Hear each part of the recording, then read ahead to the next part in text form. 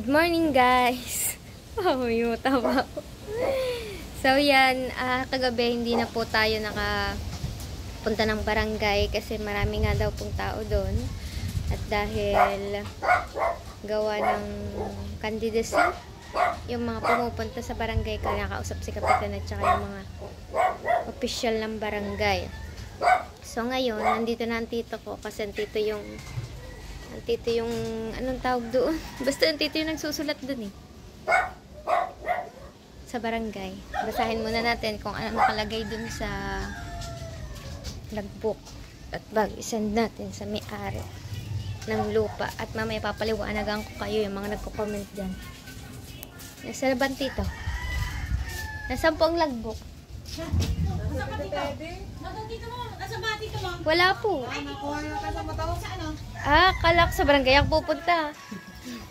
Yung pala. Hindi mo wala rin mo. Ipagsulat, wala pa kayong mga perma, wala pa kayo si Kapitan. Kaya nga rin nasa U-box ko. Tito, paano kayo mababasa eh? Parang doktor yung sulat nyo. Maganda ang sulat ko. Basahin mo. Ayan. Alin po umpisa? Ayan. Hindi ko kayang basa. Ano to?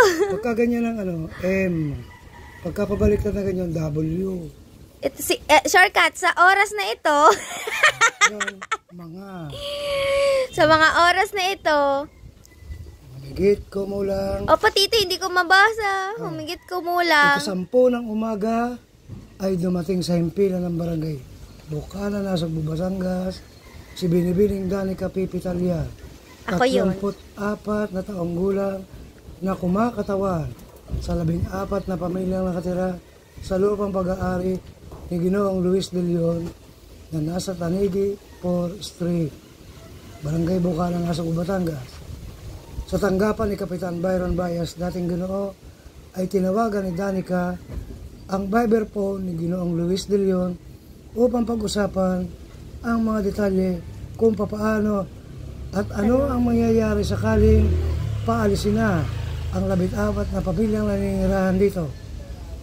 Si Ginoong de Leon ay pumayag na upahan muna ng mga naninirahan doon pag-aari niya sa halagang 30,000 pesos buwan-buwan hanggang sa ang nasabing lupa ay hindi pa nabibili.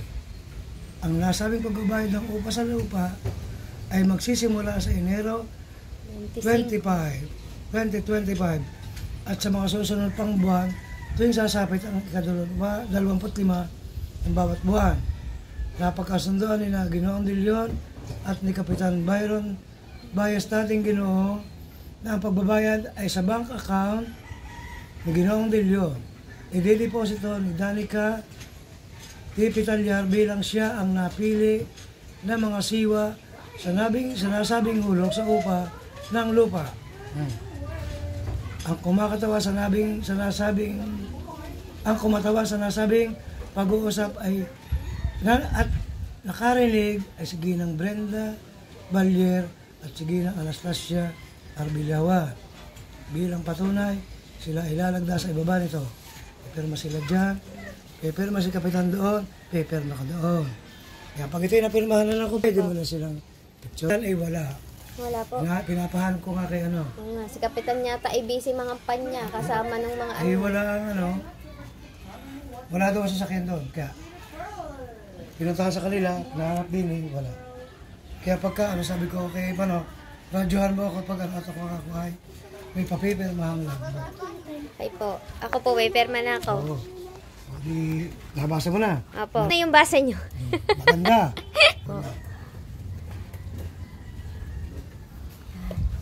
Dahil aray na Sa barangay po. Gawa baka po biglang meron na nga. Ay, meron na pala. Yan. Gagamitin niya. Alright. Thank you, Tito. Gagamitin sa barangay ang logbook. Tapos yung mga nandiyan, pupunta na lang silang barangay para pumirma. Okay, wala na sila pinili. Kayo na. Ayan po si Ti Brenda Cham, Tita Ani po. Kasi Ani. Opo. Sila na nilagay ko at napuno na ang Oo nga po, puno ang isang page. Alam mo, pinagtrabahoan kami sa Paranaque doon yung bahay ng Tita Be. Oh. Sabi ko sa Tita sayang, wala na Tita, saan nilalalo ko sa doon. Diba, deliver kami doon Alright. Hindi ako makakapalengke. Bibigay ko na sa iyo tong 2,000 pesos mo galing sa Sir Junior 2. Yan mga kuya. Pupunta yung palengke. Nanalits. 2,000 pesos. Thank you po, Sir Junior 2. Thank you. Sir? Junior 2. Junior 2. Aba, pag update ko din. I-update ko din siya. Para baka wala magbayad ng monthly upa mo sa lupa. Baka matulungan ka.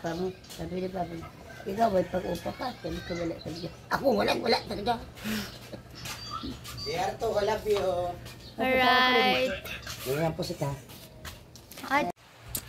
Yan mga kaniknek, alright. So, sorry kung kung wala akong vlog kahapon. Kasi po, nung umaga, okay pa ako. Nagbablog pa ako.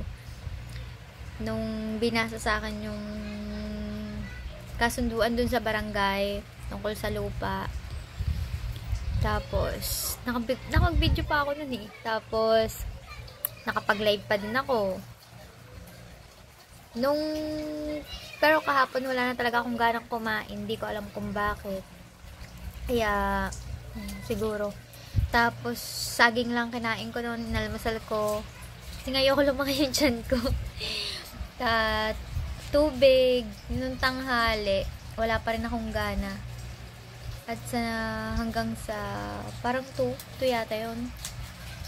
May nagpamerienda sa amin yung si Junior 2 nga. Yan, thank you so much sa pagmerienda. Hindi ko alam kung nabigla ako doon sa pagkain ng pizza. Dahil lagi naman ako kumakain ng pizza. Lagi ko naman kinakain yung pizza ngayon. Pero parang nanibago ako kahapon. Sumakit yung sikmura ako hanggang gabi na yon. Kakain sana kami sa tapsihan pero hindi na ako nakakain kasi nga medyo masama na yung tiyan ko. Gusto kong sumuka na hindi ko maintindihan. Dami ko na, uminom ako Yakult, uminom ako Pocari. Yon. So hindi na ako nakakain simula kagabi. Tapos ngayon, ang oras na natin ay 2:25. So kakabangon ko lang. Kasi sobrang sakit ng katawan ko. Tapos biglang nanakit ang katawan ko pero wala naman akong ginawa kahapon. Nag-live lang ako. Walis-walis lang. Paso lang yun naman ang ginagawa ko araw-araw. Pero nakakapanibago.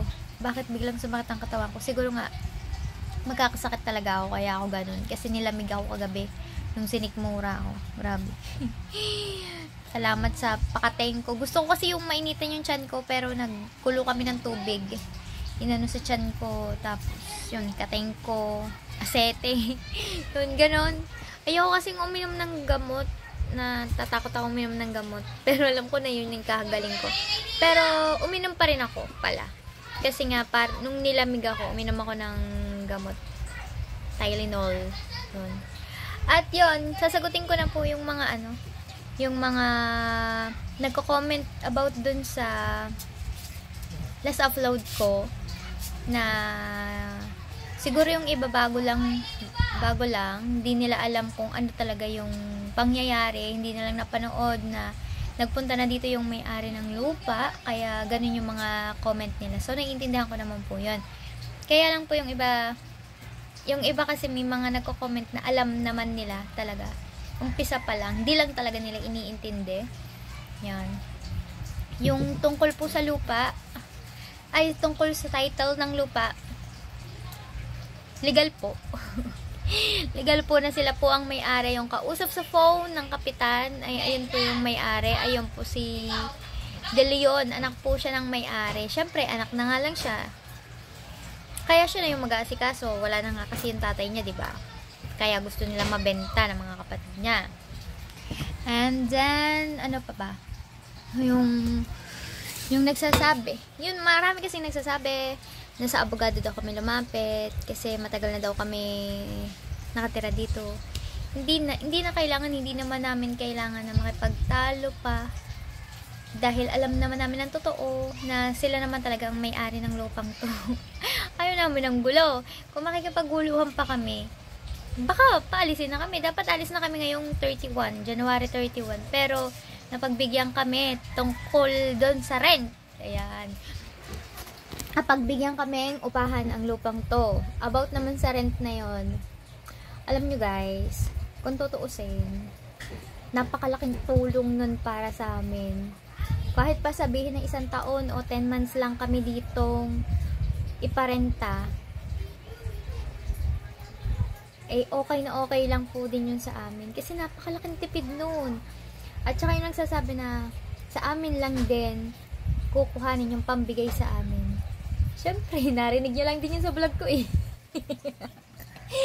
Alam na po namin yun. Alam na po namin na baka ganun ang mangyari. Pero, sa loob ng 10 buwan, guys, grabe, napakalaking tulong yung para sa amin. Naghahanap kami ng mauupahan. 6,000, 7, 8, 9, 10, ganun kalaki yung upa. Kami, na dito lang uupa sa lupa, nasabihin natin 30,000 kasi malaki. Malaki nga talaga yung 30,000 a month. Pero, 14 na bahay naman po kami noon. So, kung maghahati-hati kami, ay hindi po lang kami 14, 13 lang po kami kasi yung isa ayaw talaga. So, may hulog lang po kami ng 3,000 plus. 2,000 plus. 2,300 something lang yung hulog namin buwan-buwan. Pero kung sa iba kami uupa, may advance deposit, di ba? May ganun pa. Kaya kung tutuusin, napakalaking bagay sa amin nang paluwagan kami ng may-ari. Yung totoo po, sasabihin ko na po sa inyo. Para di po din kayo nai-stress. Sila po talaga ang may-ari. Meron po akong, pinasa na po din sa akin yung pinasa din po sa akin yung title ng lupang to kasi nga baka nga daw may kakilala ko na gustong bumili. So para makita nila yung title. So nasa akin po yun. Alam naman, pakita ko pa sa inyo, privacy yun ng may-ari. Yun. Sa mga nagko-comment dyan na walang alam, nood na lang po kayo. Or kayo, wag na lang po kayo manood. Nagsasayang lang po kasi kayo ng pagod ng daliri nyo kata-type dyan. Tsaka yung iba nakakautang basahin, sobrang hahaba. Yan. Meron pang nakalagay, parang ginisa daw kami sa sarili namin mantika. Alam na po namin yun. Yun nga lang, panahon na para yung may-ari naman na makinabang sa lupa nila. Kaya okay na okay kami dito. Okay na okay kami sa 2,300 na upa monthly. Kahit pa 10 buwan, kahit 5 buwan, okay na okay yan dahil napakalaking tulong po nyo, napakalaking luwag sa amin na hindi kami magabayad ng 8,000 a month, 2-3 lang. Pero alam ko na mahirap pa rin yun para sa iba.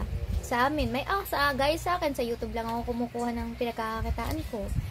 Kasi wala naman akong ibang aasahan. Yan. Mahirap sa akin yun. Paano na lang kung hindi ako sumahod monthly? Yung mga binabayaran ko pa mga bills, di ba?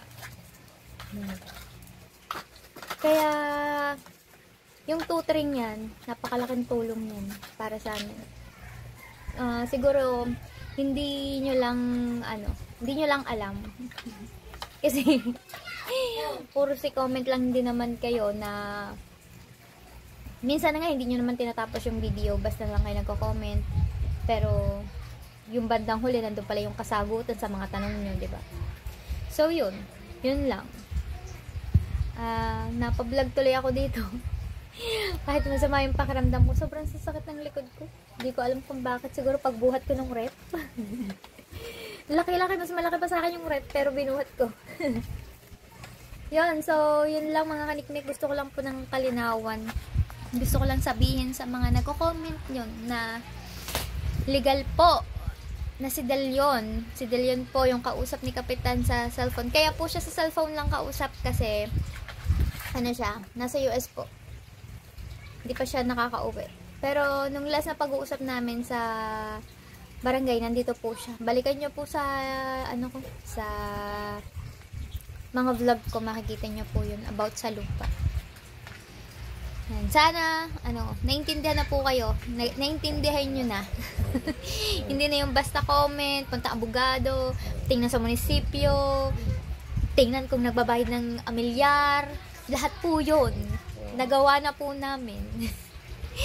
Nung hindi pa po nagpaparamdam ang may-ari, nagawa na po namin yun. Ipinabuklat na po yan. Tingnan kung nagbabayad ng amilyar. Lagi pong bayad taon-taon yung amilyar po nito. balak po nga sana namin na pagtapong-tapongan ng mga nakatira dito or yung pamilya ng lolo ko na bayaran yung buwis ngayong amilyar. Baka hindi nga nababayaran para may habol kami. Pero nung pinatingnan nila, taon-taon, bayad lahat.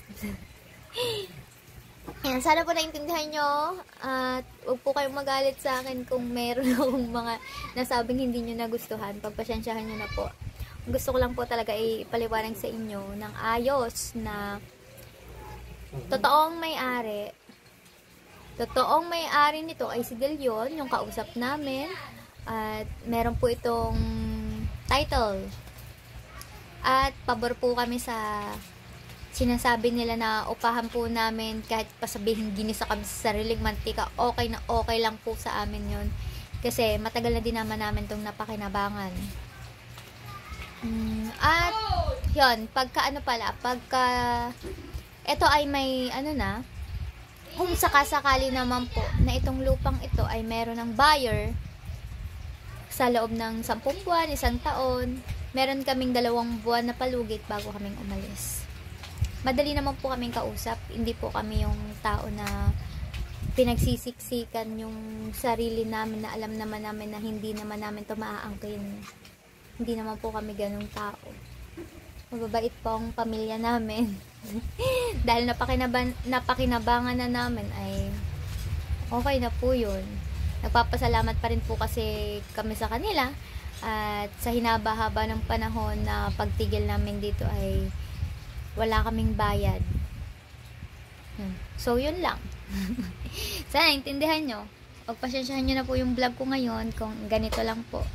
At gusto ko lang po talagang ipaliwanag sa inyo yung mga nagko-comment dyan. Kahit nga po masama ang pakiramdam ko ay for the go tayo sa vlog na yan dahil nasabi ko nga po sa live na meron po akong upload kagabi. So hindi ko nga nagawa dahil biglang sumama yung pakiramdam. Right? So yun mga kaniknik, ingat po kayong lahat. God bless you all. Mahal ko kayo. See you next vlog. Thank you po. 38k subscribers na tayo. Sana more subscribers pa para mas marami pa tayo. Bye guys, thank you for watching, love you.